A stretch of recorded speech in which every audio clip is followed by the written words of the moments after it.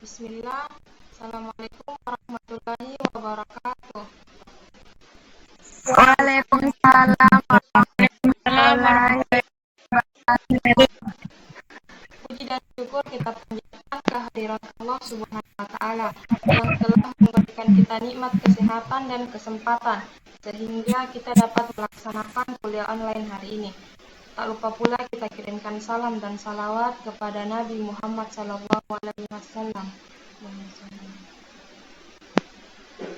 Yang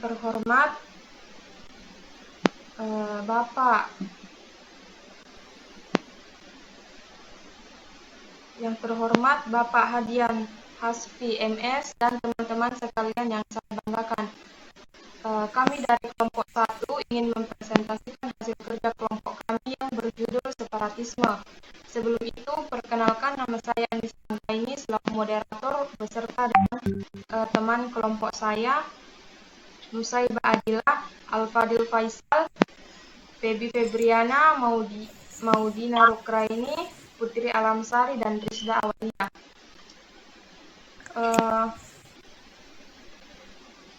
Selanjutnya kita akan melangkah ke pemaparan materi. Pengertian dari separatisme akan dipaparkan oleh Saudari Maudiana.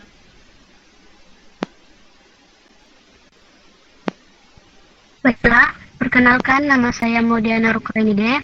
Pertama, terima kasih atas kesempatan diberikan oleh moderator. Di sini saya akan memaparkan materi dan pengertian gerakan separatisme.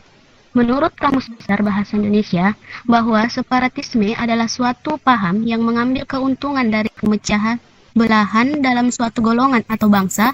Separatisme politis adalah suatu gerakan untuk mendapatkan kedaulatan dan memisahkan suatu wilayah atau kelompok manusia, biasanya kelompok dengan kesadaran nasional yang tajam. Sekian dari pemaparan materi dari saya. Saya kembalikan kepada moderator. Terima kasih pemaparan materi dari Maudiana Rukraini. Selanjutnya, faktor gerakan separatisme yang akan dibawakan oleh Saudari Nusaibah. Saya persilahkan. Baik, terima kasih atas kesempatan yang diberikan. Di sini saya akan memaparkan materi tentang faktor penyebab gerakan separatisme. Yang pertama, faktor ideologis. Faktor ideologis dapat muncul sejalan dengan hadirnya pemahaman baru tentang tatanan kehidupan. Kegagalan negara-negara sekular dalam menata kehidupan manusia mendorong orang untuk mencari ideologi alternatif. Kemudian yang kedua, faktor kezaliman politik. Pemerintahan yang totaliter tidak memberi ruang yang cukup bagi warga negaranya untuk mengekspresikan tuntutan dan kepentingan politiknya. Kalaupun ada ritual pemilihan umum, dia cenderung dijadikan alat untuk melenggangkan dan membenarkan rezim yang berkuasa.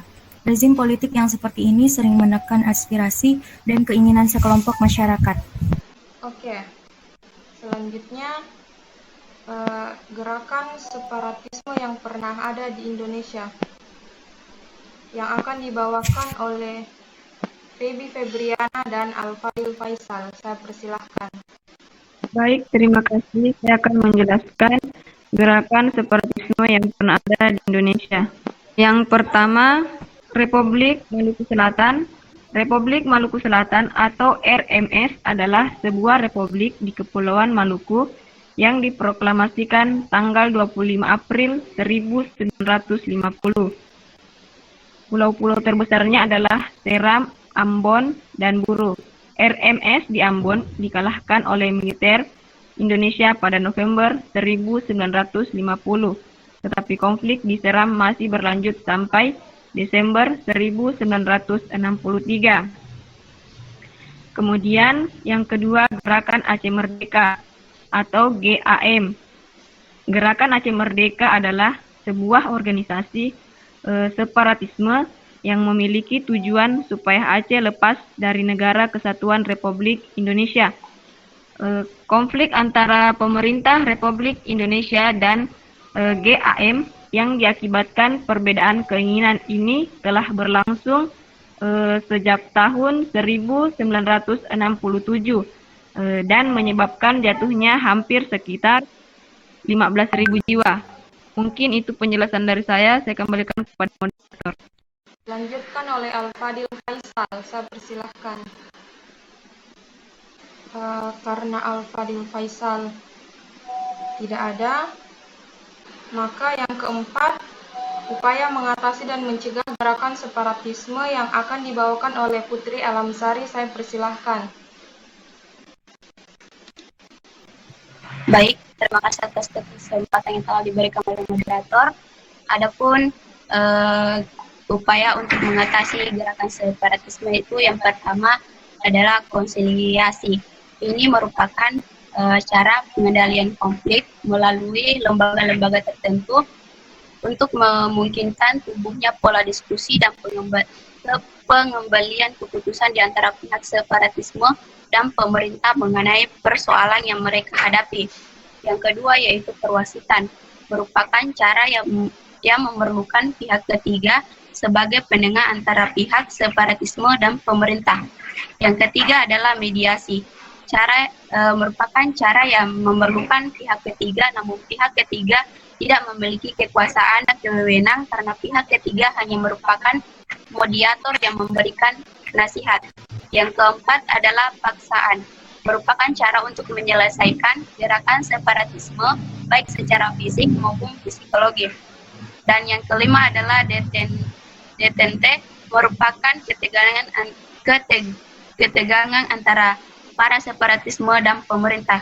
Mungkin hanya itu yang bisa saya jelaskan. Saya kembalikan kepada moderator. Baik, terima kasih atas pemaparannya. Yang kelima, cara mencegah gerakan separatisme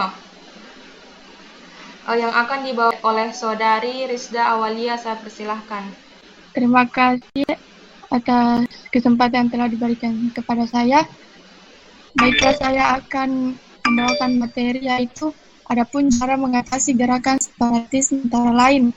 Yang pertama, pemeraan pembangunan di semua daerah di Indonesia. Yang kedua, meningkatkan persatuan dan kesatuan Indonesia. Yang ketiga, memeratakan pendidikan di Indonesia. Keempat, meningkatkan tingkat kepercayaan masyarakat terhadap pemerintahan Indonesia. Yang kelima, meningkatkan nasionalisme para pemuda atau pemudi Indonesia. Yang keenam, selalu membuat masyarakat Indonesia tidak merasa kecewa. Sekian materi dari saya kembalikan kepada moderator. Baik, terima kasih Rizda Awalia atas pemaparannya. Apakah di antara teman-teman ada yang ingin mengajukan pertanyaan? Saya persilahkan. Saya moderator.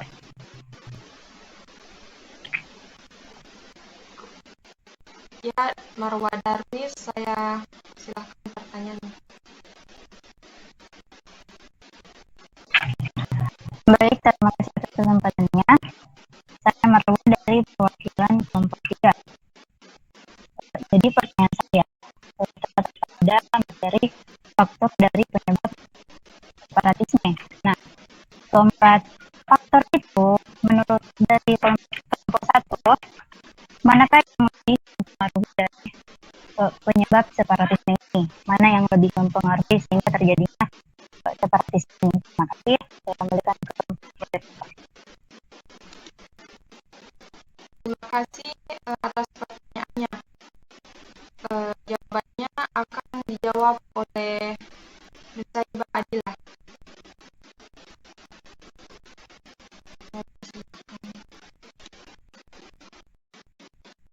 Ya, baik, saya akan menjawab pertanyaan dari Saudari Marwah.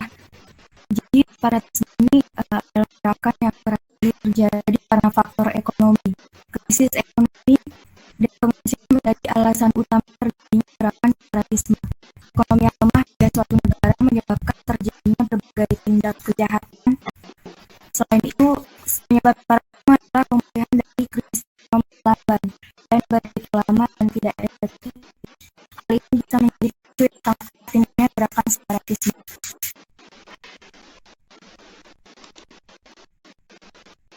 Kita jawaban dari pertanyaan Marwa Darwis. Apakah sudah merasa puas? Baik, terima kasih atas jawabannya.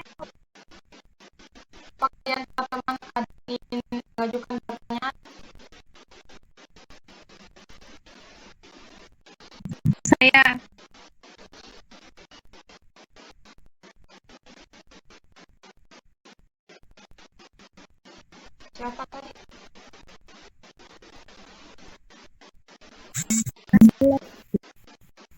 Kepada Saudari Faradila saya persilahkan.